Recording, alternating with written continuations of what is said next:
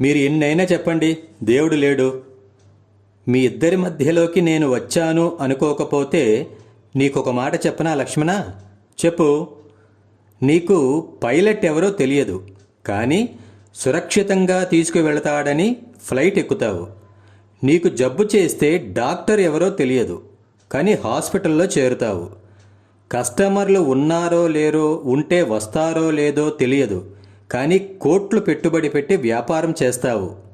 వీటన్నింటినీ నమ్మేగా చేస్తున్నావు. మరి నీకు నిద్రలో కూడా ఊపిరాడిస్తున్నవాడిని, నువ్వు తినే అడ్డమైన చెత్తను అరిగించేవాడిని, పసితనంలో ఉన్న శరీరాన్ని ఇప్పటి వరకు డ్యామేజ్ కాకుండా ఇంతలా సాగదీసి పెద్ద చేసిన వాడిని నమ్మితే తప్పేంటి? అయినా నమ్మవద్దు, ఎందుకంటే అది నీ అభిప్రాయం. కానీ దేవుడు లేడు అనే అర్హత, అధికారం మాత్రం నీకు లేదని గ్రహించు. జై హింద్.